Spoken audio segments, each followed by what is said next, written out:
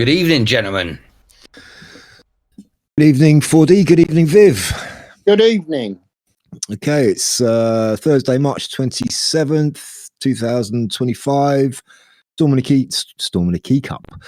Teacup, episode 7. Yeah, Excellent. episode 7 and episode 6 is still pending. What an absolute nightmare I've been having with that. It's the worst part of it is I think that was probably our best chat that we've had in a long time. It was we just kind of went off all over the place, and I've really enjoyed listening back to it. But that, and also, if I do say so myself, I think I did a good job on the editing and adding bits in. I'd got used to using the program. But what basically happened is I thought I'm going to really do this fast. We had our chat on the Thursday evening, and I'd had it edited and ready to go by Friday night, I think it was. And so loaded it up to YouTube, and it all went fine and great. And so I thought, I'll listen back to it as I always do, just to check it's worked. And it got to about an hour in, and then it just goes quiet. There's nothing up, and nothing. The next 40 minutes were missing. Cut a long story short, it looks like I'd filled up my iCloud, and during the process of sending it to YouTube, the rendering and the stuff that editing software does had filled up my iCloud, and it meant it couldn't send the rest because it all got confused, and like a human being, my computer had a mental breakdown. So I then spent hours with Apple support, talking to them, and they'd done some stuff. And I'll explain now. I'm a real novice with computers. I don't understand them. I don't think my brain it works in the computer languages and where you have to. I literally have to remember where people tell me to put my cursor and what to click on. So. Yeah. So, and another thing is they had to take over my screen, which I hate giving someone else access to my computer. You just feel like really naked. It's horrible. But so they did that, and they got rid of some stuff. And yes, 4D, your computer's full up. You've done this wrong, and this with the program. Okay, not a problem. Right, we'll do this. Oh, right, I'm just going to delete everything. Don't worry, it'll all be up in the cloud. And then once we've deleted it, sorted out your computer, we'll just pull it all back from the cloud. And, it'd be awesome, 4D. It'd be awesome. Well, that didn't happen at all. That didn't happen at all. It seems, long story short, it seems when they were sending it to the cloud, she was doing something else on my computer, which confused my computer, which broke down the connection to the cloud. So when she thought it had all gone to the cloud and it was all hunky-dory, and then wiped my computer or whatever she did, ready to bring it back, there was nothing to bring back. Genius. Yeah, I blame. That sounds like a DEI hire to me. I think Apple need to sort this shit out.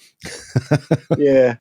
I'm semi going to stick up for it. I mean, they are always very nice, and I suppose that's not a stick up, because anyone could be nice. Even the silliest person could be nice, but they are helpful, especially to someone like me when I don't know what I'm talking about. And I from what the guy was saying, it is the last guy I spoke to said, I have no idea how this has happened, and what I've just told you is his best surmise of what's happened. And so I don't even think it's on purpose. It's one of those things that's happened, which is why I can't really get angry at them.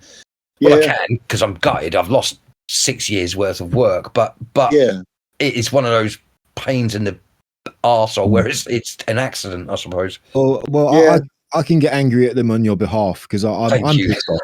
I'm pissed off that all that's happened. Yeah. But I think so kind of in summary, we still have episode 6 somewhere hidden on your computer, and that will be coming out at some point. Cheers. So luckily the raw conversation that we did is still on the program that we're all using now, and so I've got that, and I'll just have to sit there and go through it again. And it's not too much of it. Like I say, I actually really enjoyed the conversation we had. We went into some really strange places, so But Yeah, it was. Yeah, there were some mad things, wasn't there? We were talking about. It got really esoteric, and we were talking about vibrational and tones and all that. yeah. It's good. It was good. Yeah. So what's been happening? What's been happening this week? Quite a lot, actually. If I could answer my question. Quite a lot. Yeah, definitely. Well, funnily enough, I'll have to rely on you two because I've been so locked into trying to work out what I was doing on my laptop. I haven't heard much, I suppose. Well, I mean, I've kind of been sort of out of the loop a bit as well. My mind's been out on other things this week, so I've kind of been checking in and out and see what's going on, but I haven't really been kind of taking too much information in. There is this whole thing about this Signal app thing going on with the American government. I don't know if you heard about that. Yeah. Briefly, but I didn't know what it was. Yeah, that sounds pretty crazy. There is looks like here in the UK that Ben Habib and Rupert Lowe could well be starting a new party, which could be very interesting. Yeah, I saw. Is it Paul Thorpe had done a live thing, and it was really quite teasy. And I'd seen that live, and I thought at the time, yeah, is this? Yes, a new party, or it's all very. I don't like this secretive kind. I know it has to be that way, but it does again feel like you're being treated like a child, doesn't it? Yeah. But I mean, he interviewed Ben Habib, and Ben Habib basically said everything except we're starting a new party. They couldn't have hinted at it any stronger without actually saying it. It was yeah, true. Yeah. So so wait and see what happens with that. So it's a very, our world politics has been crazy for a good 10 years, and I suppose that's what got us together. But I say it every couple of months, but it's really crazy at the moment. Just in the time period from Brexit and Nigel Farage coming into popularity to where we are today, and the changes and the amount of different leaders we've had and collapses, and it's the most crazy time of our political history. Well, certainly one of them. Yeah, definitely. Yeah. I think maybe the period before the English Civil War was crazy. I'm not sure. I wasn't there. Was I? No, I wasn't there. Yeah, true. I can think of a couple of times. The Dark Ages seem to be quite a crazy political time as well. Yeah, we don't know much about it, but yeah, there was a few nasty events. Yeah, it is mad at the moment. I think it's also because essentially the political order is breaking down. They formed a uniparty.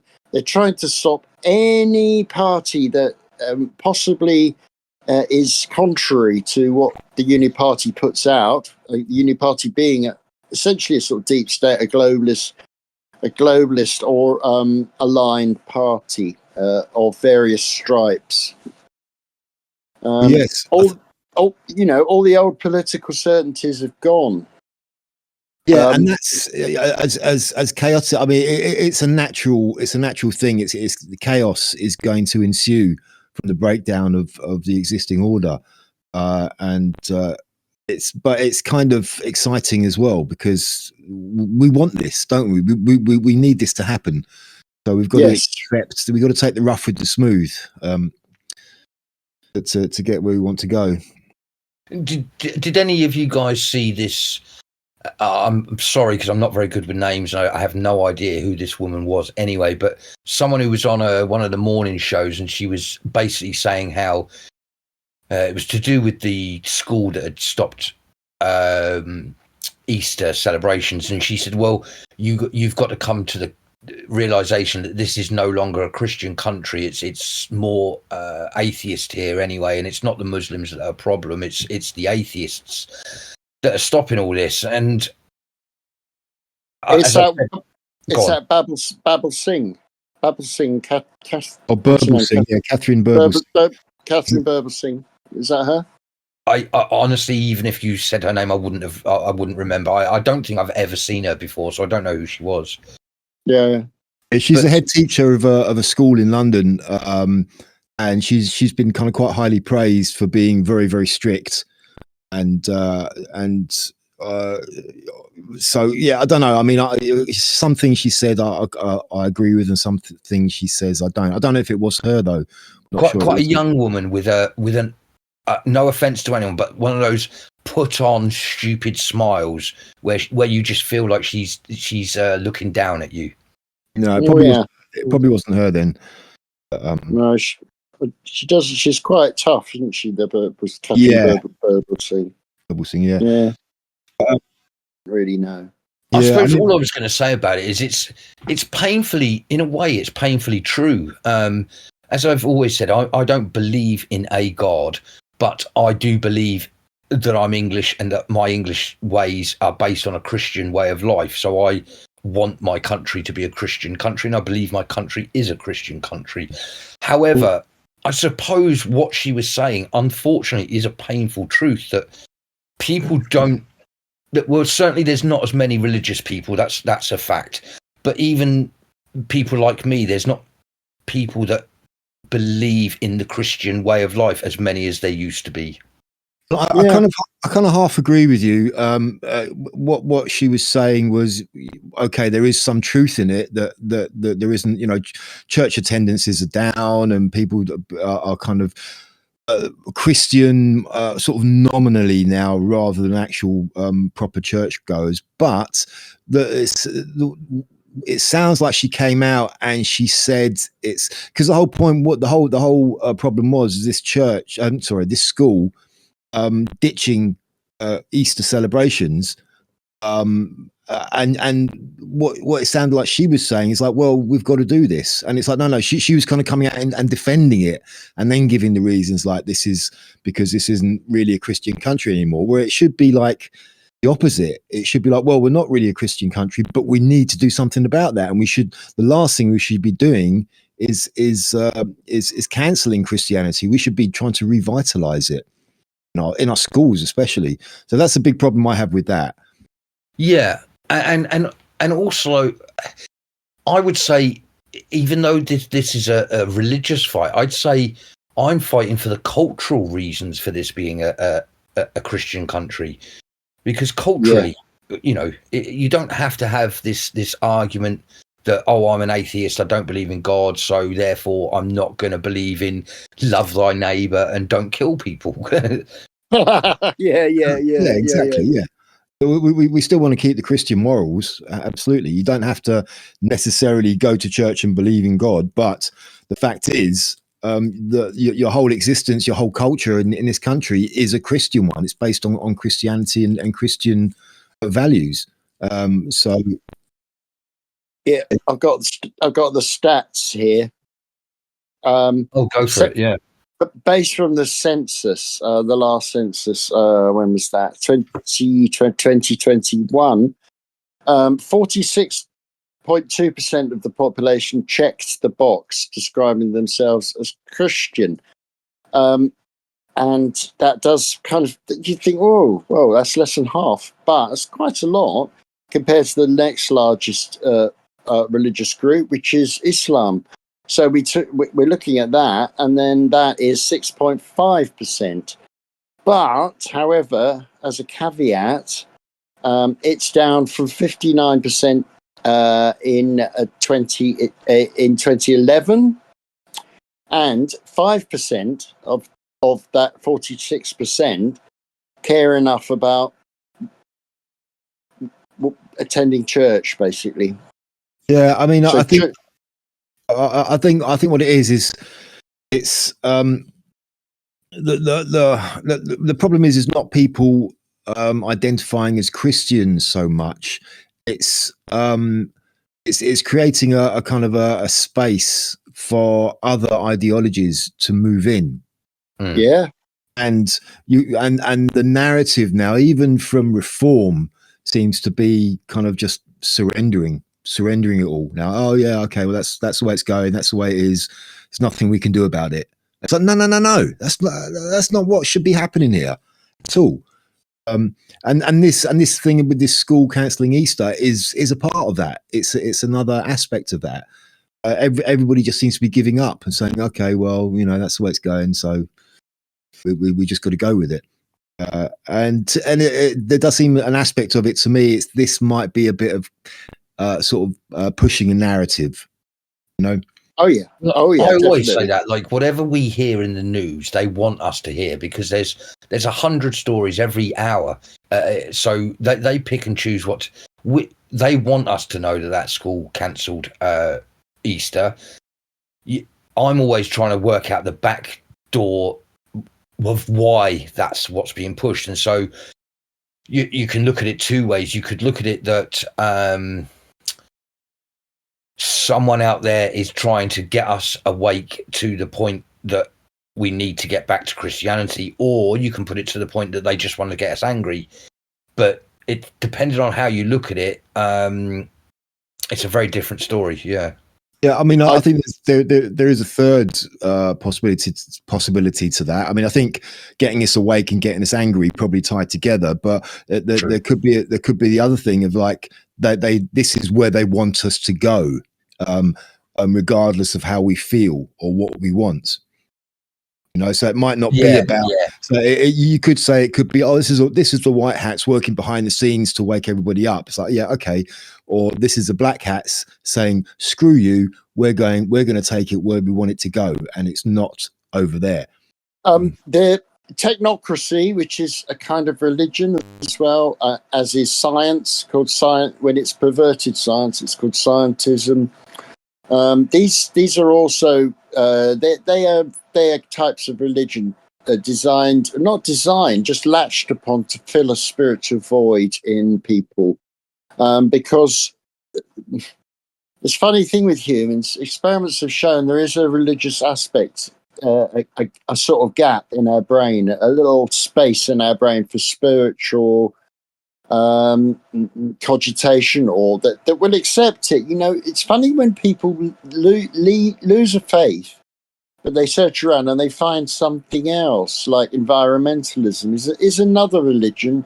They've even got a goddess called Gaia. So the Earth Mother, their worship of the Earth, which has again become perverted to the in the cause of globalism. And I wonder how many. I'm looking to see how many people are Satanists. I can't find any indication of that. I don't think very many identify as Satanists. No, probably a lot of them are, but they don't actually realise it. They've been tricked into it.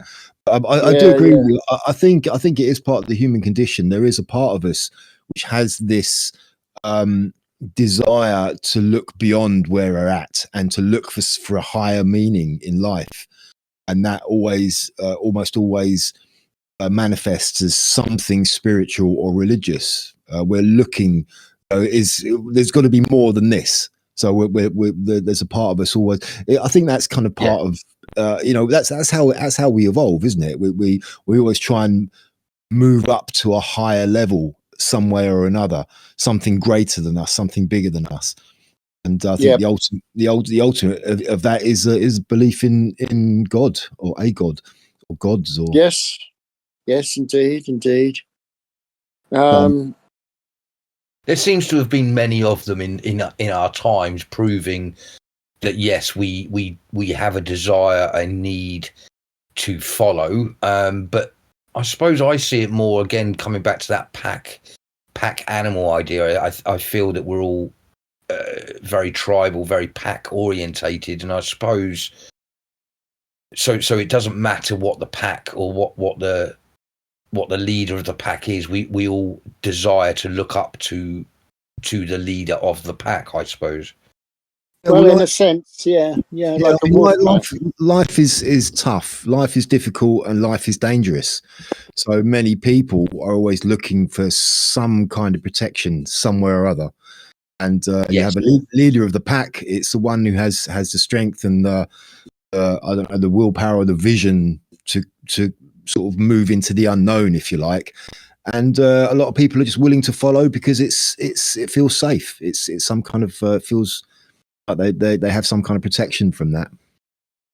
Yeah, indeed. I've always found it very strange that I've had a couple of bad times in my life, but two of the two very bad times. Well, anyway, and I ended up both times. I ended up in a church, crying on a church floor. And when I look back at my mental breakdowns that I've had, as I say, I've never believed in a God per se, but I always in my needs or in my desperation, I seem to go there for to shout, to scream, to cry, whatever it was. And again, I find it. I think it's just that at my lowest point, I needed someone to blame. I needed someone to shout at. But I think that's all I'm trying to say. Oh God, I just remember. Anyway, in my desperation, don't remember that. It was a bad. But all joking aside, in my desperation, and again, I wouldn't have meant anything to anyone there, and I didn't mean anything to God because I don't believe in it. But I needed someone to shout at, someone to blame, someone to. In a way, 4D, you say you don't believe in God, but I think that there's a bit of evidence there that you do believe in something. In something, a transcendent power, a bigger power, something. Yes, because your lowest point and everything around you is not helping you, and so you're looking to a higher power to try and, even if it's out of anger and you want someone or something to blame, it's still you're still using that concept as a so I think that could qualify as some kind of belief in a higher power. Well, I suppose that's where I go with it. I suppose I do have it is a very deep conversation. I suppose I do believe in a universal purpose, shall I put it down to, but the concept, but see, it's difficult because of my belief in aliens as well. So it then comes down to what you deem a god to be. So in my humble opinion, I just believe in any being that was more advanced on a high level, more advanced than us, than we look at them as gods, and that yes, I can believe in that as a concept of a god, but to create one person to create the universe and create me for a purpose, no, I don't believe in that. That's it's very, very tricky here, definitions, when you talk about the whole statement of belief in God. I find very troublesome because it requires much deeper definition than that. First of all, how do you define belief, and how do you define God? Because God means so many different things to so many different people, and you really need to define what you mean exactly by that. Would you say that when you say you don't believe in God, you believe in like maybe this a higher power of some kind or another? When you say you don't believe in God, do you mean you don't believe in a God, like a personal God who is acutely aware of you and everything you do? Do you know what I mean? Rather than just an overarching entity, or however you want to describe it, who's not necessarily aware of you as an individual, but is aware of all of the consciousness in the universe. An old man with a beard. Sitting on a cloud. That's what I mean. It's like the definition is so important. So and belief is another one that I struggle with as well. Somebody says, do you believe in this? I find it very difficult to answer, because I have to first of all ask, well, how do you define belief? Because I could give you an answer and it may be incorrect. It probably will be incorrect, because my definition of belief might be different from yours. So it's such a grey area. It's not so black and white. It really needs a lot more. As you say, even the word belief, I can believe in that cup in front of me because it's in front of me, so I believe in that cup. But I can also believe that Brondes has just finished smoking a cigarette. I don't know that happened, but I believe it happened. What is the word belief? It's a very, as you say, Bronze. It's absence of facts. It's absence of facts. Yeah. Because but for me, the way I define belief, you can have a scale of 0 to 100. Okay, and from 1 to 99 is belief to varying degrees. Okay, you can believe in something 1%, and that's you have a very, very small possibility that might be true, but you don't know. If it's 0 or 100, it's not belief. 0 is you're sure, it's an absolute, you're sure, you know that isn't true. And 100% is 100%, it's knowledge, it's not belief anymore, because you know for sure it's a fact. So everything in between that, it's a sliding scale. So somebody says to me, do you believe in something? I always think my answer is always going to be, well, if I don't know for sure, if it's not knowledge in my mind, then it's going to be belief. But then I have to clarify it by saying, well, it's going to be somewhere between 1 and 99, depending on how much I believe in it. There's always going to be an area of doubt. That is belief. That is the nature of belief for me. And it could be, if you could believe in something 99%, there's still going to be that 1% between belief and knowledge. So it's always got to be a kind of a maybe. Belief is always a maybe for me. Belief essentially is a branch of philosophy. It's called epistemology. Epistemology is where I suppose, essentially it examines it examines knowledge, how you got it, how you got this knowledge, whether the knowledge is true or false. Belief often is something without proof. Yes, okay? That's completely what it is, I think. It's absence of... Not entirely, because I believe the sun's going to rise tomorrow. It may not, though. You don't know for sure. This is it until it happens. When it does, it's not belief anymore. It's knowledge, because you've seen it with your eyes, and it has done so. But so your belief that the sun will rise tomorrow might be 99.9999%. It's going to rise, but it's still not going to be 100% because it hasn't happened yet, and it may not happen. Fair enough. Always that element of it may not happen. Fair enough. Yeah. Yeah, you made my comparison absolute bullshit. Thank you for that, but. Sorry, however, thanks. No, I don't mind, and thanks for pointing it out, because I'd forgotten that there's a difference between belief and knowledge. So I said it's the same as I believe this cup is in front of me because I can see it, but actually, no, you're right, Bronze. It's not that I believe that cup is I know that cup is in front of me. I'd forgotten that there's a distinction. Yeah, unless we want to get really freaky and say that we're living in, say, we're actually in a simulation. So the cup itself is a simulation. Or you want to play with linguistics and language, is when is a cup not a cup? When it's a mug, and yeah, and also, I mean, to get even further into that, it's all a matter of perception of. It's the only reason that we experience the world is through our 5 senses and our nervous system, and that is all that is all completely mutable as well. It's all changeable. It's down to our perception. It exists because we observe it existing. It doesn't mean it actually exists. It's just what we perceive to exist.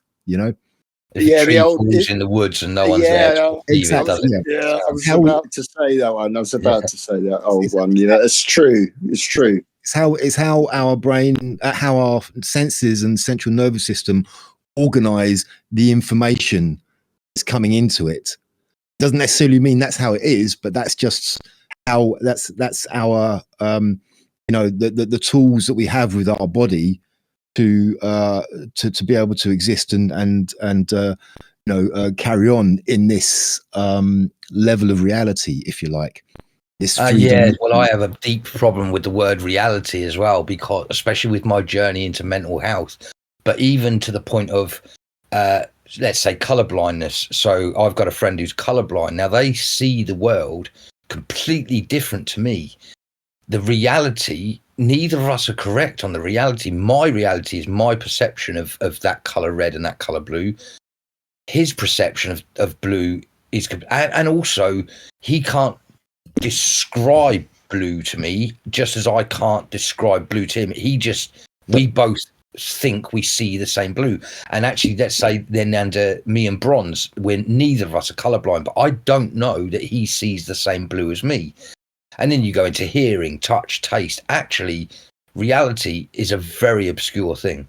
Well, yeah, I mean, reality is not singular. Reality is plural. Realities, because each and every one of us lives in our own reality. We never see or experience things exactly the same as anybody else. For example, we could be sitting side by side on a sofa, and there could be the cup on the table, and we're both looking at it and we think we're looking at the same cup, but we're not, because we're looking at it from slightly different angles. The only way we can experience that cup exactly the same way is if we are occupying exactly the same space at exactly the same time, and all of our life's experiences have molded our perceptions in the same way. So each and every one of us has our own reality, however different or similar they are. Maybe we all have the same equipment to judge the world, but how we assimilate it is different for every single one of us. So yes, yeah. I have to say as well, we're going quite deep here. So let's check this out. What is the primary perception, would you say? Is it color or is it shape? Well, that's interesting. Probably shape. I was going to say probably color, funnily. Well, because dogs, we know that dogs don't see color; they see shape. Yeah. So color isn't actually that integral. I mean, if you look at say, for example, birds. Okay, birds see things. They don't. They tend to see things via movement. That's how they see things. If you stand in front of if a bird lands in front of you and you stand exactly still, it probably won't really be freaked out and notice you. As soon as you move, it'll fly away, because it won't actually see you until you move, because it's the movement which is a primary thing for it. Yeah, and I think we developed, over time, this being able to see to identify things through color, whereas maybe previously that wasn't such an essential thing. So I would say shape is probably. I'm quite strongly for shape. I mean, there's the old saying, "All cats are grey in the moonlight," because the sun creates color, light creates color. The weak light of the moon turns everything grey, in a sense. Yes, it's the absence of light, isn't it? In a way, it's the absence of light. You won't something that's red, and this is something that people who argue, and this is one of the reasons why, if we had sorted everything out, there would be no need for philosophers to ramble on. You know. I've just got to say as well, it's where something can go wrong. I misheard what you said, and that's why I said I think color. And then you guys were talking. I thought, what are they going on about? Because I thought you said shape or color, not shade. Shape. No, I'm saying shape. You did say shape. About shape. Yeah, I'm talking about shape because in the moonlight, the pyramids would look grey. But you'd still see their shape, but you wouldn't see their color as such. If the pyramids are colored red, they wouldn't come out as red in the darkness with the one light of the moon. Yeah, but your question was, what do we? Or you said, what's our? Sorry, what did you actually? Primary. I said the primary perception. The first perception, is it shape or color?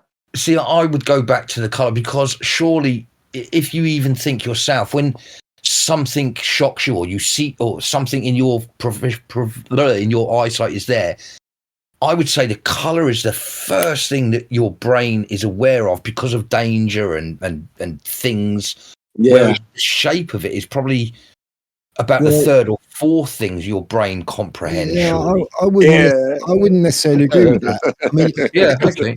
if you look at a picture like a painting, and you look at it in the light, and you can see all the colors of it, and you can also see all the shapes in it. If you dim the lights, you can the colors fade, but you can still see the shapes. You can still see the images rather than the colors. Yeah, but I'd say shade was still a version of color. I know the distinction. I said shape rather than shade. You can still see the shape of the images. Say it's a portrait, you'll still be able to see the outline of the person in the painting, rather than that would still be the thing which is most prominent in lesser light. When in poor light levels, the colors would not be so prominent. They wouldn't be so prominent, but you'd still because then the red dress would be a darker grey to the white sky, perhaps. But no, it's interesting. Yeah, I mean, no one has to be right. That's the point. Well, I do remember. Was it Robert Anton Wilson in one of his books? He was given a talk, and he did this experiment of people entering into the hall. And he had someone pretend to attack someone with a knife. Okay, but it was actually what the person was holding was a banana. Okay, which is a bright yellow. It's a bright yellow thing, and nobody saw it was a banana. Everybody saw it was a knife. Yeah. I see where you're going. Yeah. I mean, people are arguing about this, and they probably always will. I've just at random, I pulled up a paper from the California State Science Fair, 2003, a project summary, shape versus color, which is the primary perception. The abstract says the objective of the experiment is to determine whether individuals notice shape or color first. My hypothesis is that most subjects' primary perception will be based on color as opposed to shape. So, some pointy heads here. Scientists are talking about this, and they're saying it's color. Yeah, I suppose it's I guess it's kind of relative to the situation and the setting. I think because more on a primal level, I would say color is a very needed thing for poisons, for even I would have thought that it was so primal to have to know color that that's why I suppose I went there. Yeah, fair enough. I mean, I'm bringing in the idea of the old saying, all cats are grey in the moonlight, because it does block out color. The effect of rays of light bring out color. So I'm going for shape as primary perception, secondary perception, color. Here's a concept. All right, what kind of world, what kind of existence would you have? Okay, because we depend completely on our five senses to operate in this existence, and we have some people who are blind, we have some people who are deaf, etc., etc. What would you still have an existence if you had none of your five senses? You had no sight, no sound, no touch, no taste, no smell. Would that even be in existence? That's too hard to comprehend, I think, because without any sense of anything happening, other than the sense of pain, I suppose. No, because you wouldn't have any sense. You wouldn't have any sense of touch. So, touch. Sorry, yeah. No, I don't think you can comprehend that. Yeah, that's crazy, isn't it? And that's kind of how fragile. That's how fragile our perceptions are. I think we rely on these five senses for everything. Because the five senses input data into the nervous system, which then processes processes the data through the cerebral cortex, the brain. Yes, and if you don't have any input, you have nothing to process. Exactly. You're like a baby. You're not even like a baby in the womb. Yeah. I think even the baby in the womb has sensations of some kind. Even a vegetable senses light to grow and. So would you still exist without your five senses? God Almighty. To ponder. Talking of light, Sunday, the clocks go forward, and we enter British summertime. And I wish we'd just leave the clocks alone because it really screws everything up. I don't know why. So do I. I did a quick look into it as to why we do that because we are at the moment we are at GMT at the moment. And when we move into British summertime, we go an hour forward, which is GMT +1. And that's nice. Everybody loves it because we get longer evenings and everything's, lots of light. And it still gets light pretty early in the morning at the height of summer.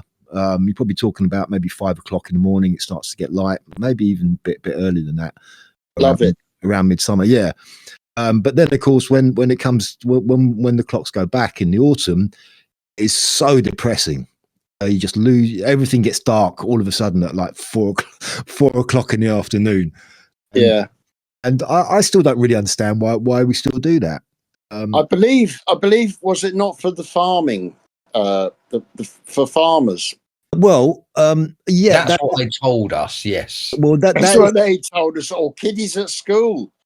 I think it's because I think we're supposed to have 13 months. I'm going to go off on one now, but I also think that's why we have a leap year. I also think that's why February has 28 or 29 days, because whether they did it by accident or whether they've done it for some other deep reason that we will never know, they've changed how many months make a year, and I think it all boils down to that. It compensates for the natural time.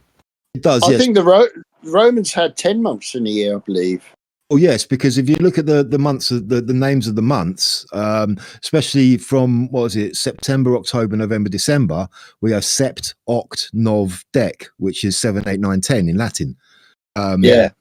So I think they're additional, aren't they? Because you got January after Janus, February after I'm not sure who, March after Mars, God of War, on it goes, So yeah, somebody's messed around with the months, definitely. But I tend to agree with you, 4D. I think maybe 13 months or even 10 months is probably a better way. And I think in terms of the actual length of the year as well, because we have every 4 years we have a leap year where we add an extra day, and it's not exactly 365 days in a year. It's always a little bit off, and so we have to keep adjusting everything. And I think there is an older system where it did work, everything fit. We didn't have to. Yeah. Going back to the Romans brought us 10, by the way. When Viv was saying about didn't Romans give us the number 10 before that? Didn't the English or whatever we were called, we counted to 7 or something, wasn't it? It was decimal system. Yeah, the decimal system. Yeah, basically 10. 12 has been quite common in this country for a long time, especially with money and measurement. 12 inches and measurement. The old imperial system. But so just going back to the farmers thing about changing the clocks, I don't think that was the original reason, but I think that's a bit of a bogus one, because they always talk about the farmers in Scotland. The farmers in southern England don't need that. It's only the farmers in Scotland to get an extra hour of daylight in the morning. So a simple solution is let the Scots mess around with their clocks. Just leave ours alone. If they want an extra hour for their farmers, go for it. But you do that in Scotland. Don't do it down here. I think it was. I can't. Oh, geez, I only looked at it yesterday and I can't even remember what it was. But some guy came up with the idea, and it was something to do with people being healthier and spending more time in daylight and this, that, and the other. And during the war as well, they added it's like 2 hours for British summertime. Yeah. It's to conserve energy, so people wouldn't use lights and electricity so much, and also I didn't know that. Right. Yeah, and also so they could that would be they could put more of that towards the war effort, the natural resources. That instead of people using it up to light and heat their homes, it would be used more for. There'd be more available for the production of war. The manipulative swines. You wouldn't believe they would do something like that to us. Not our gut. We trust the government. The government are good. We like them. They're our friends. It can't be the government. No, it's a very interesting. I love the fact that we created time. I just love that.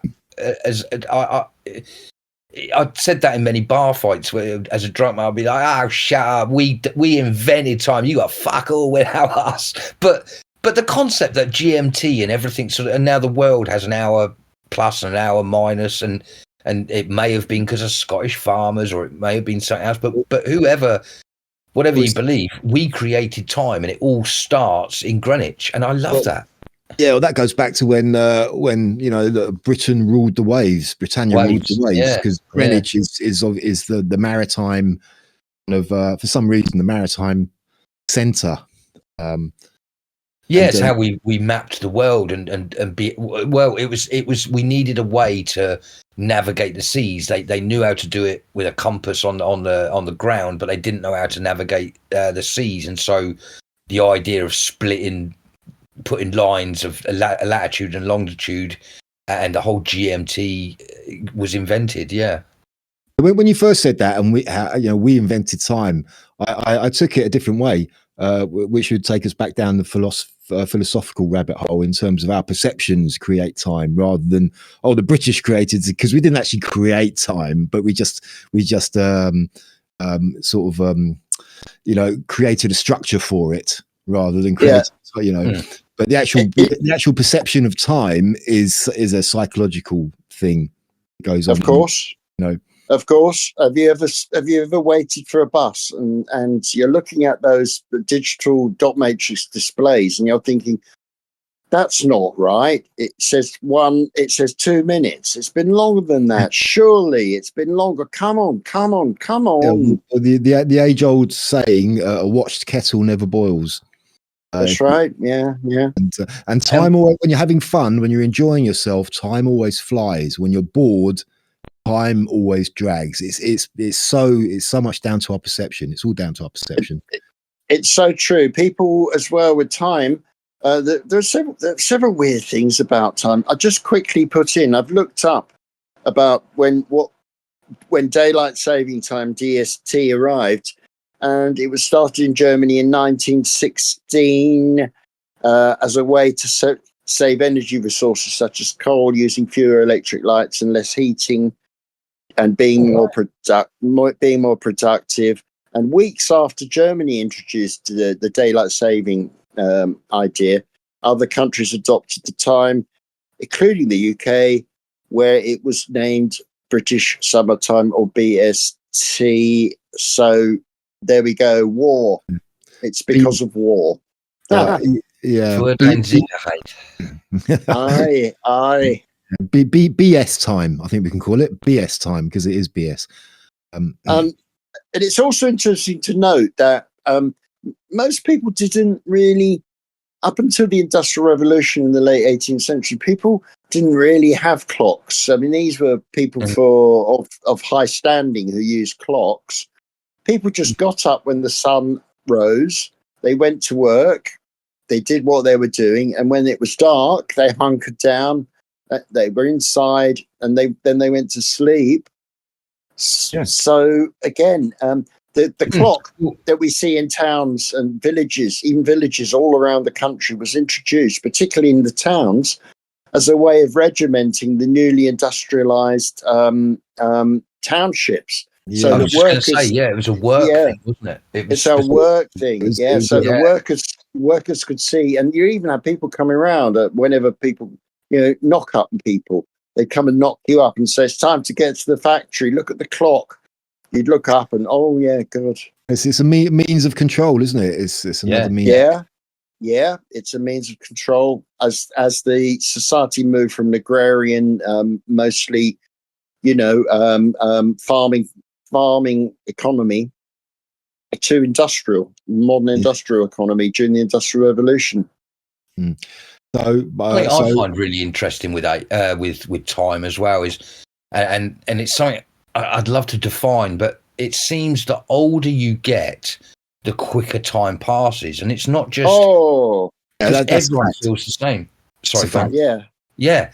So when people are young, there's so much time, and it's Christmas is ages and ages away.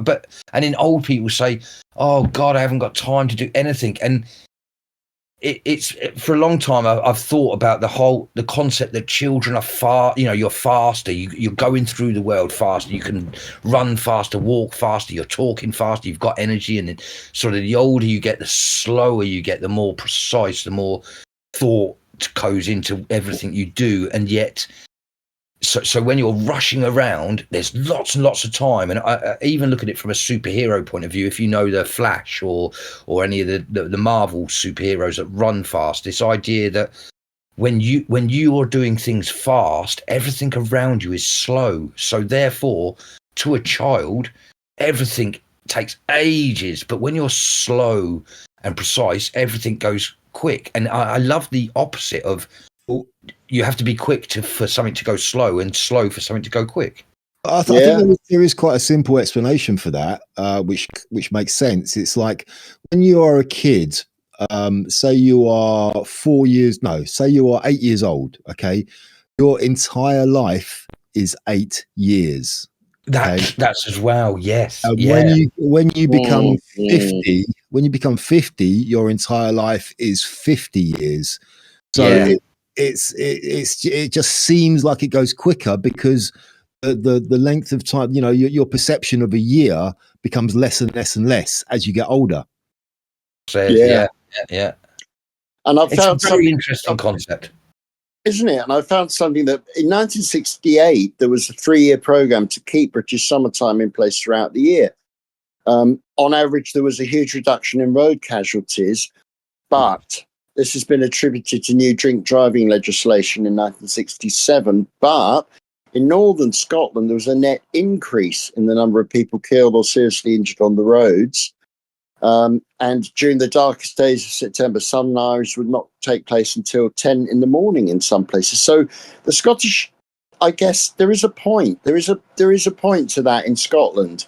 I get that. And there is also an interesting, in Europe, there's a very interesting phenomenon. So it would be quite possible for the Scottish government to introduce this, but for the rest of the island or the islands rather, to go back to keeping British summertime all year round. And the precedent there, you can see which works, so it's bizarre, is that it's Portugal being, keeping sort of kind of its ties to England, follows British summertime. Spain doesn't; it changes. So you've got two countries side by side, one of which is an hour ahead or behind the other. It's really screwed up. But I think what you just said about Scotland, that just strengthens my point that Scotland should do whatever they want with the clocks, but just leave us alone because we don't need it. They should do what they want altogether, really. I think if the Scottish people aim to want to be independent, I think that's up to them. Yeah, exactly. No problem. I think it'd be quite possible. It might actually be better for everyone. I don't know. I mean, I do like, I mean, I'm not necessarily British in that sense, but I do like our neighbours. I think, they're fine. I think it's up to them, though. It's up to them. I don't think it's a matter of liking them or not liking them. It's just a matter of, it's like what's best for us is not necessarily best for them because of the geographical. Oh, yes, of course. I do mean that, but I mean, I could see everything is made into something, some political argument now. And what I'm basically saying is what you're saying is it is practical. You know, this would be a practical measure, not political. Yes, exactly. Yeah. Common sense. Common sense. Yeah. And it's like Brondes was saying earlier about for me and him to perceive the cup the same, we'd have to be occupying the same space at the same time and have the same. And it's kind of what we're talking about here. Like, we're at different points of the earth, and there's parts of the earth that have more sunlight and less sunlight. There's hotter and colder. So it would make sense that everyone would have their own separate version of time. But maybe that was an early part of, you know, whatever we perceive to be deep state or world global takeover sort of people. They just wanted us all to have the same time. But you might find that the reality of it is that like us getting older and time changing, where you are in the world, time is very different. Yeah, it's yeah, absolutely. It's another aspect to the argument of decentralization for me, in terms of you know, instead of trying to globalize everything and merge us all into one homogenous lump, and we need to keep our, you know, our regional autonomy to a certain extent, because it does you know, even in a small country like Britain, or a small political union as Britain, there's things in Scotland which are not good for England in the south, and vice versa. It's you know. I remember when the English were saying, "Oh, we should be like the Spanish. We should have a siesta. They get an hour off in the afternoon. They're lazy as." No, not at all. And also, imagine a Scotsman in the freezing cold having an hour off back in the day to relax. Don't swear. He'd die of hypothermia. So again, it's an absolute ridiculous concept. No, we don't want to see. Have you lived in South Spain in 12 o'clock midday? It's absolutely killing. Of course, you're going to have a siesta. Yeah, but that's kind of an ignorant argument, because it's not that they work less. They just split their hours up, so they work later. So they'll have 2 hours off when in the hottest part of the day, but then they'll work later into the evening. It's not like so they still work pretty much the same sort of hours. They just arrange it differently. That's all. Actually, do you know, interestingly, I can't remember which Scandinavian country it was, but they started a program where they didn't want anyone working or going to school before, and I believe it was something like 10 o'clock in the morning to them. And they were saying that they were promoting children going to sleep more hours before the midnight, because of some connection to the moon before midnight, that you go better into an REM sleep, and that if you let the body naturally wake up in the morning, you're less depressed, because obviously you haven't been woken up by an alarm clock. And I haven't got any of the facts or figures, and I never looked at it, but I believe they were saying it worked, that this idea of not having a work regimented, wake up quick, get to work from 9 to 5, and wasn't good for human beings, and you could get more work out of someone if they were just happier. Yeah, I mean, we have natural biorhythms which should be in tune with the natural world around us, and that's just completely shot to shit. Probably like Viv you were saying, the Industrial Revolution, it kind of changed all that. Yeah, it did. And we're going through the fourth industrial revolution now, which people haven't really seemed to cotton on to. But we are, you know, which will be incredible changes. And absolutely, it's going to be incredible. Sorry, just a brief intersection here. Something we've forgotten to mention. Our usual weekly mention. Oh, yeah. Our mascot, our Well reminded. I knew exactly what you were talking about when you said that. I don't believe we forgot. Oh, Norman Wisdom. Yeah. You talk about Norman Wisdom. Let's have your picture. Norman Wisdom. You talk about Norman Wisdom. We are talking about Norman of the family Wisdom. Yes. Yeah. So what's your favourite Norman Wisdom film or bit in a film? Oh, geez. They're all the same. They're all the same. You know, he spreads chaos. Yeah. There is one. I can't remember the names of his films, but there's one where he plays this dual role. And he plays the kind of the hapless slapstick sort of usual normal wisdom character, but he also plays this really slick guy, and there's the confusion it entails with that. I can't remember what it's called. Trouble in Store is the name of one where he works in a store. Oh yeah. Mr. Also, Mr. Grimsdale. And well, that's also, what I was going to say. That's my favourite. Whenever I think of him, I just think of Mr. Grimsdale. Yeah. And there's also the one where he becomes a copper as well. He becomes a policeman. Yes. Yeah. Which I can't remember the name of that. Yeah, but it's all basic format, isn't it? It is, but it's good, clean, classic fun. Oh yeah. And he was in the movie business between 1953 and 1966. Probably, hopefully, a time before it was all corrupted. You know. Well, you'd like to think so. Don't know. Although we don't know. Yeah. But he was in the army. He joined the army at a very early age. And was he? Am I right in saying he was an engineer? I'm not sure, but in No. a documentary I watched about him, he talks about when he was a kid. He used to live not far from me. Actually, there's a blue plaque on a house about a mile or so down the road from where I live, where he grew up. And he said his dad just used to knock him about something rotten. And he said, that was actually quite good because I learned how to fall, which helped his kind of comedic slapstick career later on.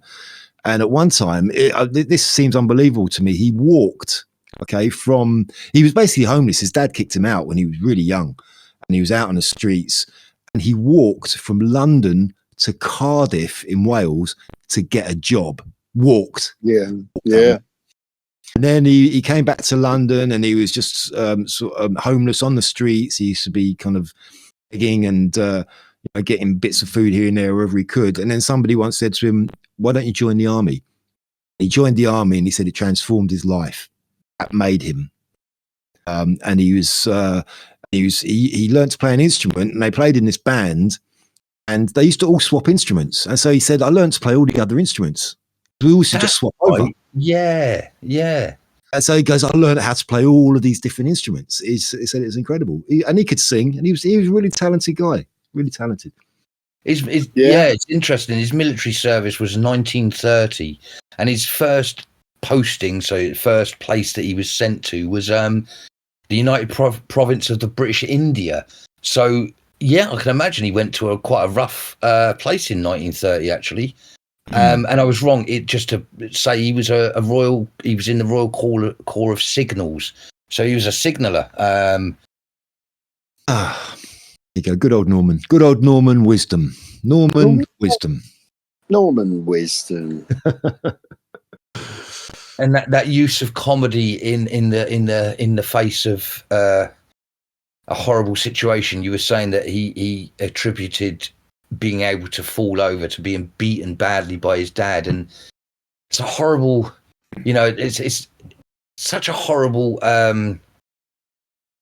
thing for him to have found joy from, or tried to pass joy from and comedy from. Yeah, I mean, one of the really sad things he said was he once he got kicked out, and he went off, and he was doing this and doing that, and after a couple of few years, he came back, and his dad had remarried. He went to the house. He knocked on the door because he's looking for some kind of reconciliation, and the woman his dad had married answered the door, and he said, "Oh, I'm here to see my dad." And she said, "All right, come on in."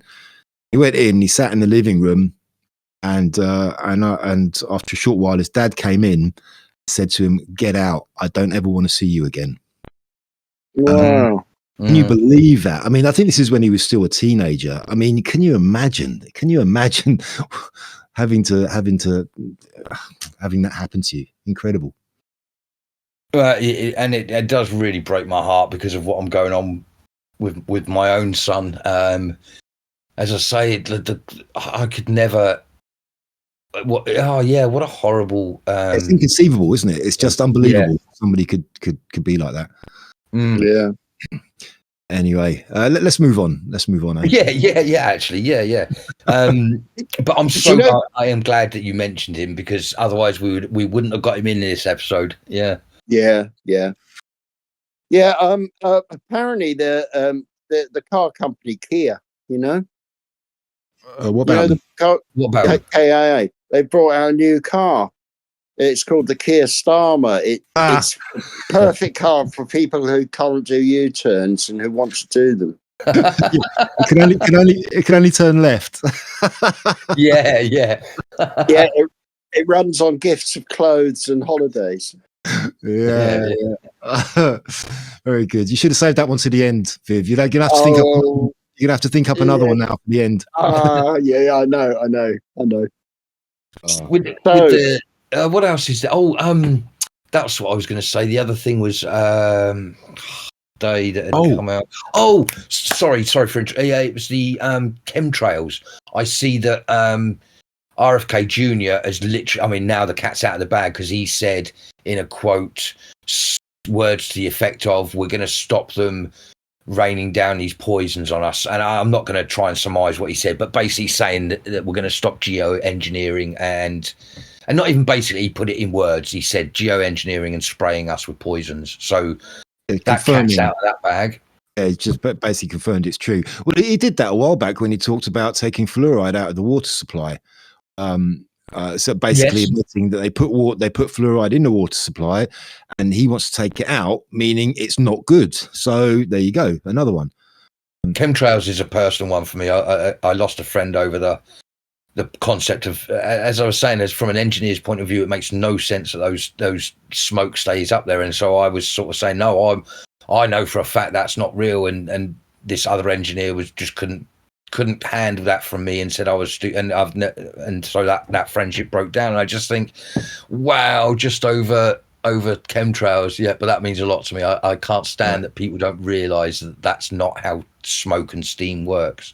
Yeah, they say it's contrast. It's condensation rather than actual something they're spraying up there, and it's probably a mixture of the two. But I believe they're spraying shit up there and shouldn't be up there. We do know that we do know geoengineering technology exists. We know that for a fact. It's been going on for years in the sense of seeding clouds. Yeah, sure. The Chinese government did it. Did you hear over the Olympics, I think? Yeah, well, in Dubai, there was a story last year, it might have been towards the end of last year, where they had this incredible amount of rainfall. This is in Dubai, like where it's basically a desert, and they had a ridiculous amount, like a sort of 6 months rainfall in the space of several hours, and that was blamed on cloud seeding, because they cloud seed. They're trying to geoengineer the clouds to make more rain. One of the earliest written down. They are. Yeah, one of the earliest written down factual moments of that is during the Vietnamese War. They did it quite often during the Vietnamese War, and you can read the files about it. But then I was going to say that's what I love talking about you two. Going back to what we said at the beginning about the perception of what's reality. But when I talked to you two, you both said, "Oh, wow, it's fact now that they do that." But in most circles of people I talk to, that's not a fact. That's still crazy to some people. Oh yeah, because they're still stuck in the matrix. That's why they won't even conceive it. I mean, like we talk about it and getting back to belief. We believe it to be true, but we don't really know. We don't have 100% certainty. Okay, absolutely, yeah. So I mean, we believe it. Maybe 99% we believe it, but people just. It's a belief thing. It says they're stuck in the matrix and they can't. They just won't even entertain the thought. Won't even give it a 5 or 10% belief that the possibility of it may be true. They just discount it completely, which is wrong. You're cutting off your nose to spite your face by taking that attitude. I think with almost everything that you don't know. Yeah, absolutely. I find it. So just to change subject again quickly, did you see that story about how they've supposedly discovered all of this what they're calling an underground city underneath the pyramids in Egypt? Yes, no, yes, no. I have heard that. Yeah, yes, I have. It goes very deep. Apparently, Yeah. it seems. Which is very strange. I find it quite hard to believe that they've only just quote unquote discovered that, if they have discovered it. Surely the technology has existed. I mean, the pyramids in Egypt have to be studied. Humans have been all over them for years, trying to work out what they are and everything about them. And the technology must exist for them to actually scan underneath and see that there's something going on, if there is something underneath them. They've only just released that.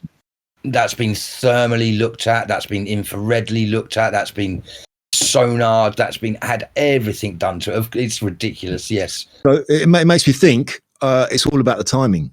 Yes. The timing I of was just that say that. is okay. So they're releasing it now, that information, which is the point for me about that. How it fits in with everything else, I don't know, but interesting.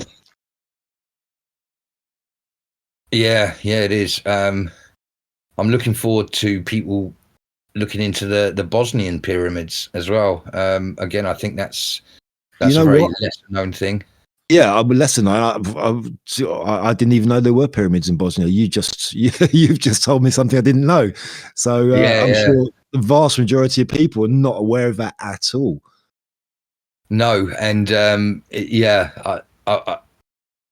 won't go too deep into it because again, it's another thing that I have a problem with Bosnia. But interesting that we went out there. Interesting that what happened out there, and interesting that they didn't talk about the pyramids. But if there's a famous archaeologist. I'm terrible at names. I say that every time, so I'm going to stop saying it. But yeah, I can't remember his name. But he's been taking people into these Bosnian pyramids, and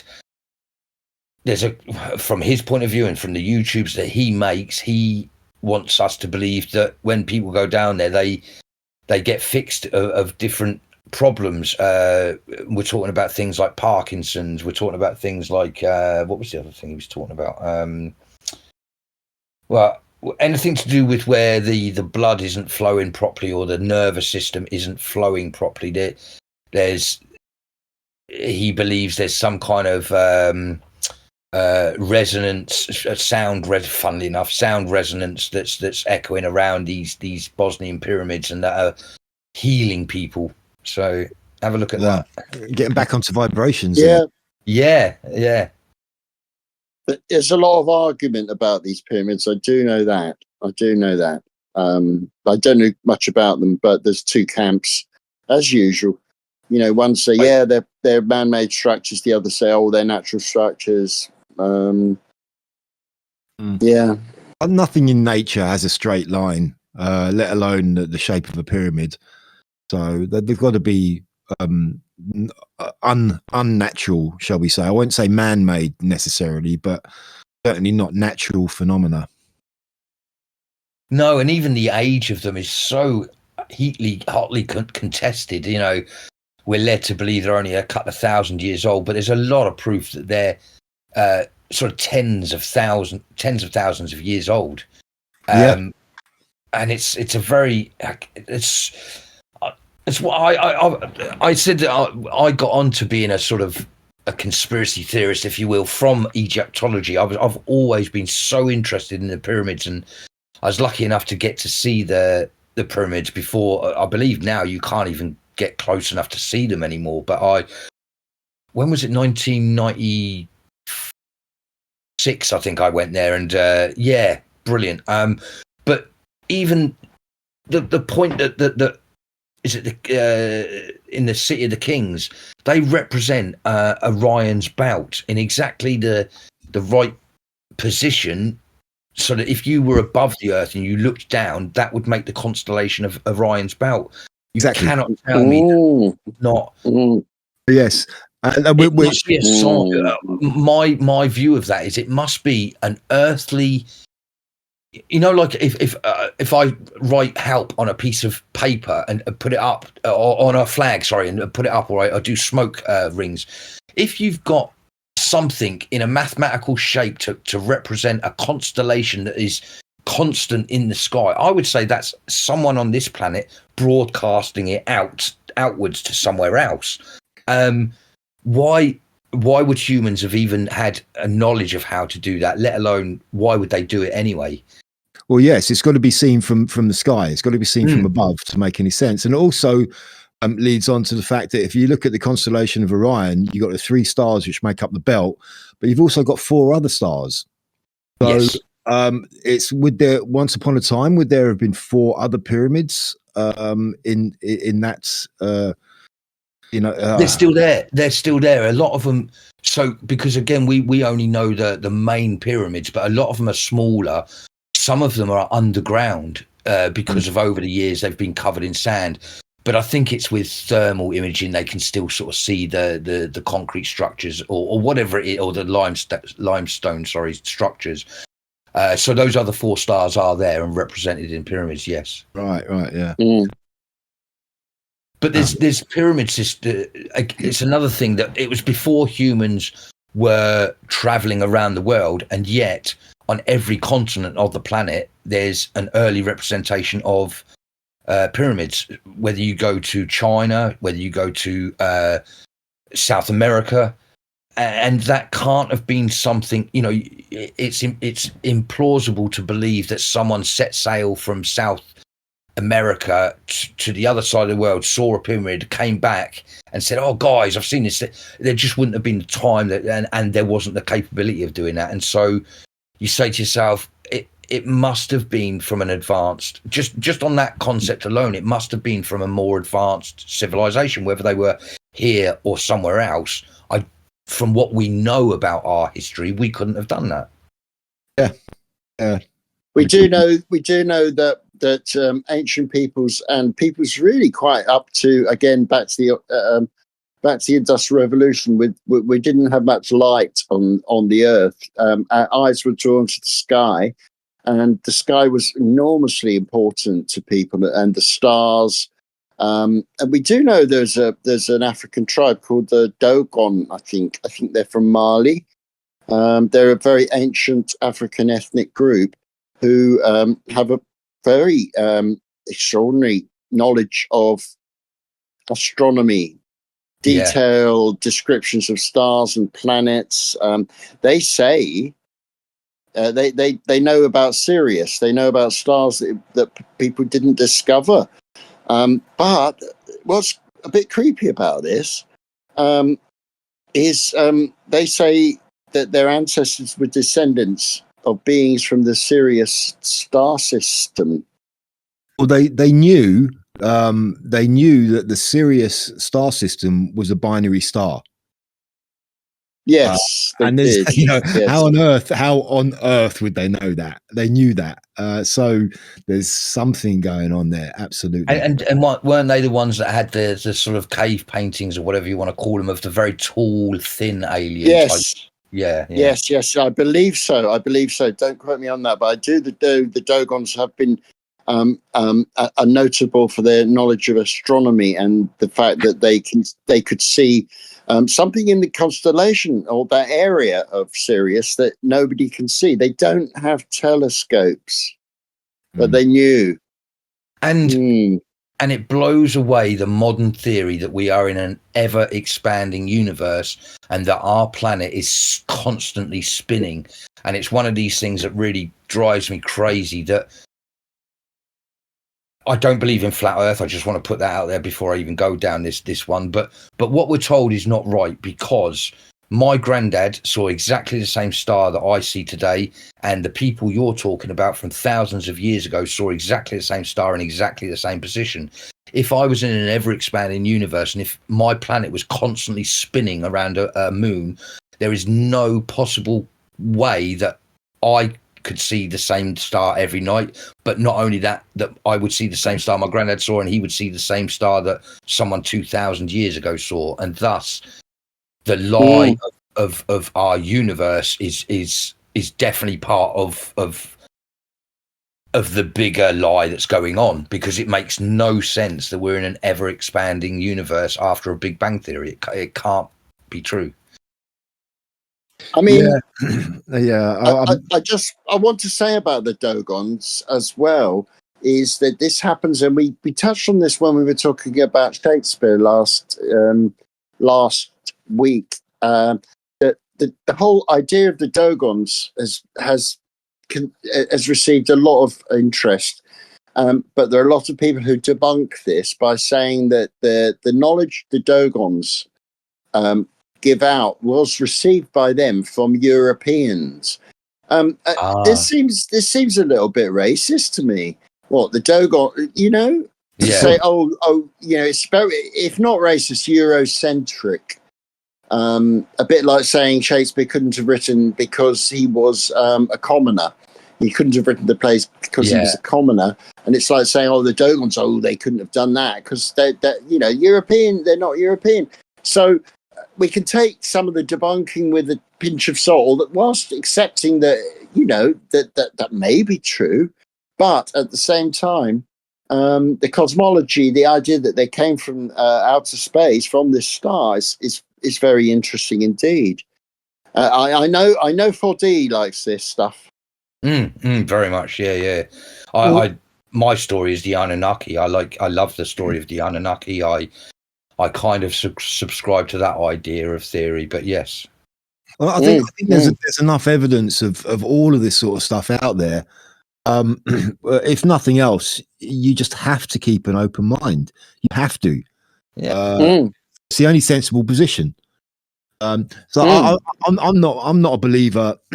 I'm not, when I say a believer, with regards to flat Earth. Okay, I'm not sold on flat Earth, and my belief in flat Earth is less than 50% for certain. But there are some arguments from flat earthers which do make you think, there might be something there. So absolutely, once again, leave room for doubt. One of theirs is another one that I really subscribe to, is that, and my reasons are different to theirs, but that they have they show a flat Earth and a sun and a moon that's within our a lot closer to us, and they show how that makes the day and night, and why some places have more sun and less sun, and it makes a lot of sense. Where was I going with it? My problem with the spherical Earth and a sun that's I think it's 55 million miles away. My problem with that is, why do we have such a temperature difference on this planet? Because if the sun was so far, this 55 million miles away, and the sunlight that hits us is just right, we're in this Goldilocks place where it's just right for life, and any closer and we'd be burnt to death, any further away we'd freeze to death. That would mean that every nook and cranny on this planet would be exactly the same temperature. Maybe there would be a difference of 1 degree if you really pushed it. And even on the highest mountain to the lowest sea, there is so little distance there compared to the 55 million miles that the sun is supposed to be away from us, that again, the temperature would be almost the same, other than the difference of water temperature to air temperature. I think it's 93 million miles is the figure we're told. Cheers. Right. I remember that. I remember one thing when I was in primary school. Okay, and our teacher actually brought this subject up, and he said to us, he asked us, why, considering the sun is so far away from us, is it so much hotter at the equator than it is when you go further north or further south? And we were just young kids. We were like 5 or 6 years old. We were like, I don't know. And he said the explanation he gave was because the sun's rays at the equator are more concentrated, whereas as the Earth curves away as it goes north and south, the concentration of the sun's rays are spread out over a larger landmass. And of course, we went, okay, and never thought much more about it.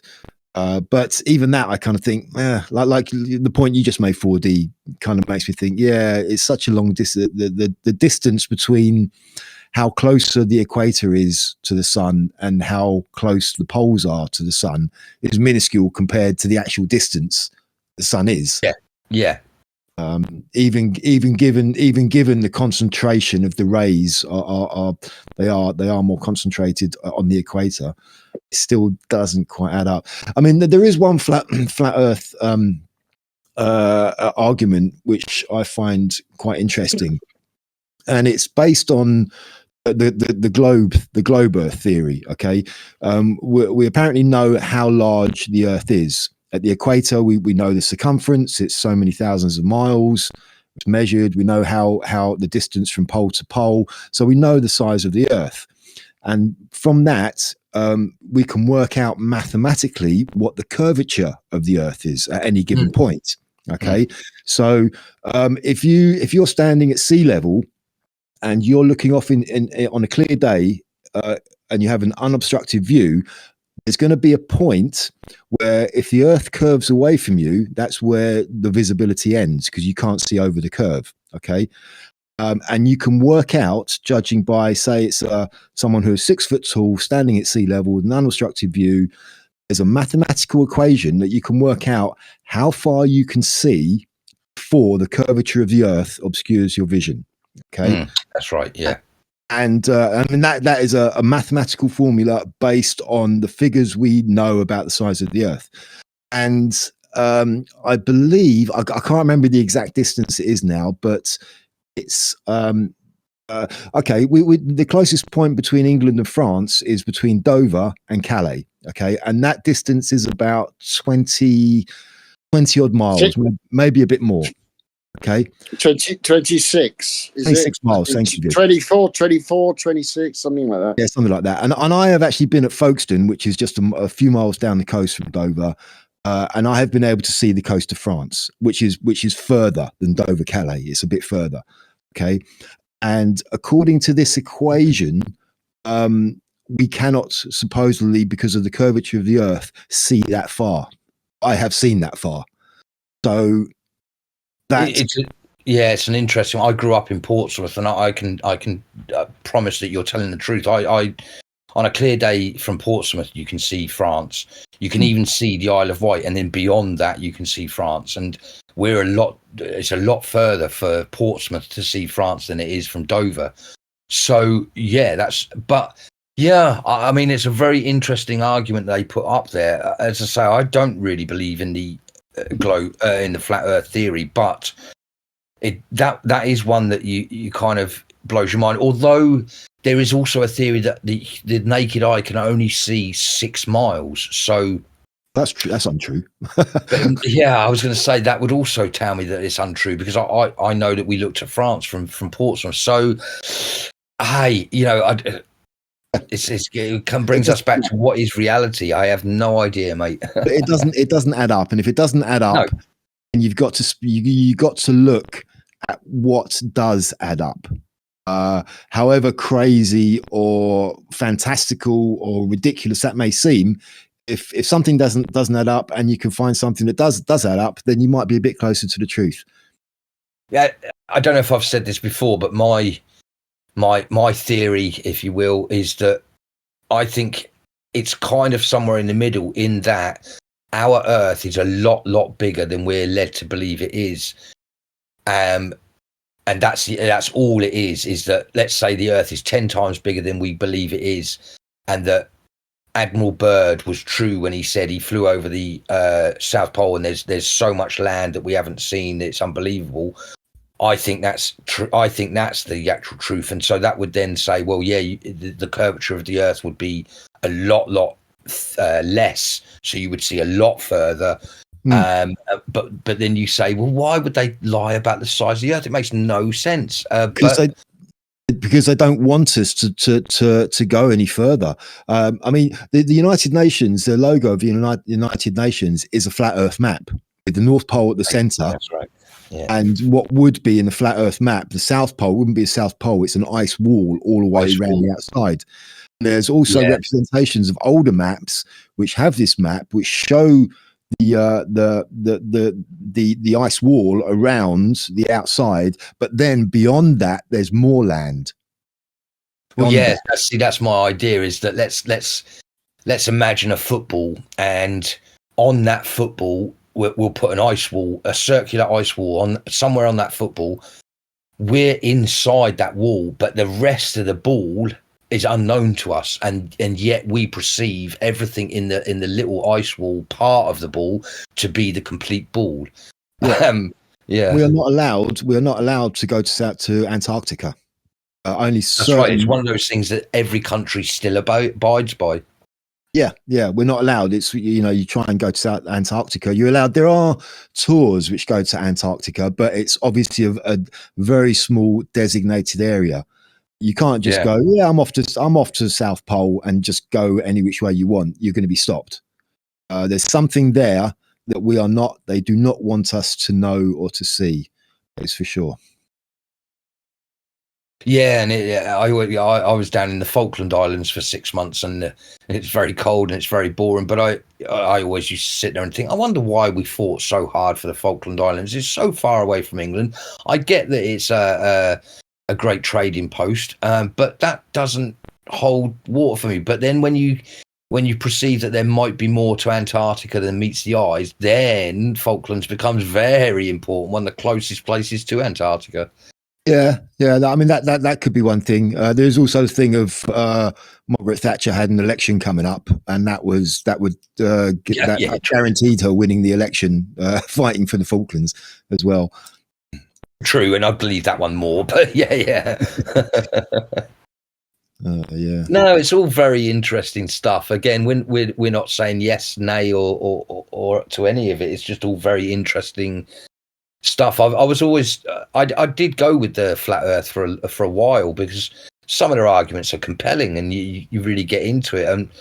But I think if you dig far enough, no, that's not fair to say. Yeah, I just dug far enough, and I thought, no, I just don't think it's a flat Earth. It makes sense, but I don't think it is. I don't know. Yeah. All we can say for sure is that we don't know for sure. You didn't say much there, Viv. No. I mean, I do know people who are into flat Earth, but that's for squares. Flat Earth is just for squares. For one person I know, this fella, he's picked up on the theory, which is on the interweb somewhere, that we live in a crater on the moon, and that what we see as the Earth is actually a mirror of where we live. I don't quite know how all that works out, but that's the idea anyway. We live on a crater on the moon. Yeah, that requires a bit more explanation, because that makes even less sense than anything we've been talking about. Yeah. That one certainly doesn't add up. That one. Yeah, I know. I'm just putting it out there. Yeah. I mean, we do enjoy discussing conspiracy theories. I know. I mean, I'm fascinated by it all. I don't want to end on a down note, but to go back to religion, I've begun to investigate a group called the Process Church of the Final Judgment. Has anyone heard of that? No. It's a UK cult, started in the early 60s, operations in various countries. The idea is that this is a satanic cult who carried out satanic murders, and linked to the Charles Manson murders, and also the Son of Sam and various other ritual murders. And also they were hitmen. I mean, wow, I'm going down a terrible rabbit hole here, It's a massive rabbit hole. Did you actually preface that by saying you don't want to finish on a downer? Sorry. Yeah, I did actually. I did, but yeah. All right. But more information it will be forthcoming when I read the books. Yeah. A book which I've got, and I mean, the Process they're called. It's very, very old. I got it actually from the book I'm still reading, nearly finished now, which is I would say amazing. Although I'm dubious of some of the content. It's by someone called McGowan. It's called. It's about basically the valley in California above Los Angeles, where the hippie revolution exploded from. It's really remarkable. It's called Laurel Canyon. Laurel Canyon, with scenes inside the canyon. And he mentions the process. And I thought, what is this? The process. Whoa. When you start to look into it, oh my word. So, but that's from maybe another episode. What do you mean process? Sorry, the process of what? That's their name. They're called the Process Church of the Final Judgment. Gotcha. And they were a UK cult who spread out from the UK, particularly went on to America. I wonder if they're registered as a charity, being a pseudo-religious organization. Well, apparently they don't exist anymore. They're an animal rights charity called, I think, Animal Friends. Oh, really? That sounds even more suspicious.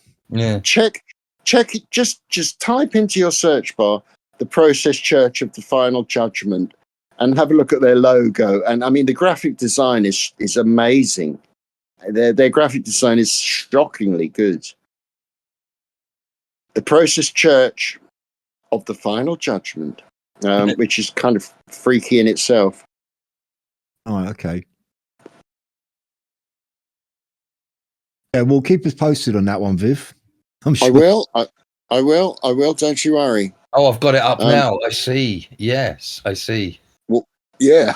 I don't think I want to say anything on the live stream, so I won't. But yes, I see what you're saying. Yeah. Process Church of the Final Judgment, yeah? Yeah. Process Church of the Final Judgment. Blimey. God. Let's have a look. But even from a biblical point of view, their idea of the earth and the shape of the earth is very different to what we're told, because they talk of the firmament and the separation of the waters on earth to the waters in the heavens. And I know that the Marvel film franchise, probably the first franchise to show a representation of space being water. And again, I've always said, this idea that we're in a vacuum of space makes no sense to me, because it would mean all of the air on Earth would be sucked into that vacuum. But if we're a bubble in water, that makes a bit more sense. I know that's a crazy concept, but I do wonder if the firmament or the bubble that we live in separates us from space being water. It's alchemical. This idea is alchemical. There's an amazing medieval print of an alchemist lifting up the veil of the dome of the sky and going through. He's like a curtain. Yes. You must know that. I'm sure you know that picture. It's quite well known. No, so even on even from a religious point of view, there's a very different idea of the earth and its place in the universe. Absolutely. Yeah, more questions than answers. There's always more questions than answers. Yeah, indeed. Yes, I'm looking. There is so much more I want to talk about. So very much more, but it will have to wait. Yes. Yeah, I was going to say we came to a natural end right on literally the turn of 10 o'clock. That's amazing. Yeah, I'm just quickly. I just see what you mean by that. Process Church of the Final Judgment logo. Very, very iffy. Really weird. Yeah. I mean, yeah. Slogans like "humanity is the devil." They're Satanist. It appears, but I don't know yet. I don't know. I'll report later. Sorry, just quickly as well. There's one thing I saw. Did you see that Javier Milei, the Argentinian president, is going to release files about all the Nazis who went to South America after the Second World War? Whoa. Oh my God, really? And apparently, I don't know, this is something I read on Telegram, all right? So, this could be just complete BS. But apparently, both the CIA and the FBI have files confirming that Mr. Hilter escaped South America, and he lived there until he died in the 50s sometime. Yeah. Oh, Brondes, why didn't you bring that up at the beginning? Now I want to talk for another half an hour. Just remembered. Sorry, mate. Because that makes a lot more relevance of when he passed that chainsaw to Elon Musk, and I said at the time, this is great. This is a world leader coming up to Elon Musk, giving him a chainsaw, and them saying they're going to cut up the past, and him being friendly with Trump. And now you say that again. I wonder if there's bigger pictures being played here that have, as you say, it's the right time and it's all coming together. And I never. Yeah. Well, maybe you can in from now until next week, give you a chance to maybe have a look into that and see if you can find any information about it, and we can maybe chat about it a bit more next week. Yeah, and also, actually, I was going to say we'll have to. It sounds like a really bad one, but we'll have to talk about.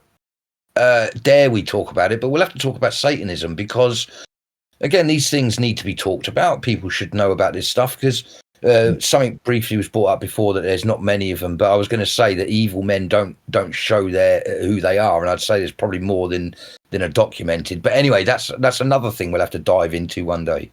Yeah, one of many. Yeah, one of many. Yeah. Yeah, definitely.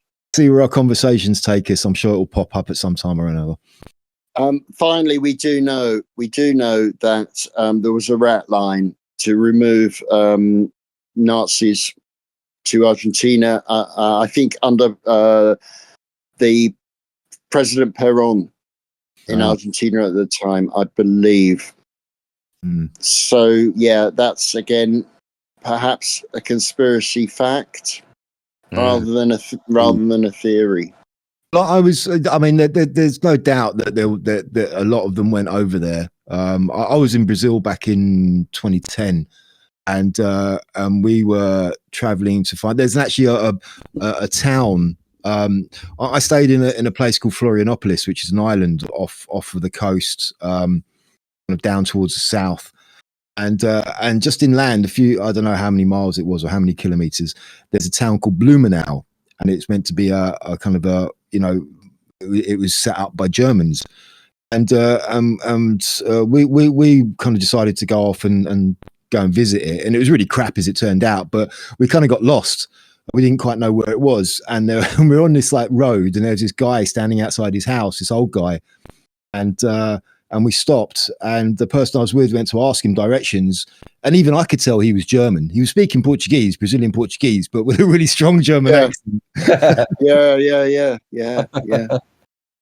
So brilliant. Well, we've got so much to go through. I'm going to read about the process. I've just received a book called The Ultimate Evil, which digs into this. I don't know if it's enough, and one of my friends correspondents on my Substack has just sent me details about the process as well. But time is time, and we've come to the end of this. I was going to tell you a joke about time travel, but you didn't like it, so oh, very good. Well done. What is You can't top that, Bronze. You just have to leave it there. All right. Yeah, I surrender. Yeah, go on. We'll end there. All right, gentlemen. I'll say good night and speak to you next week. Hopefully the recording will go well and other people will see this. All the best. All the best. Have a good week. Have a good week, chaps. Goodbye.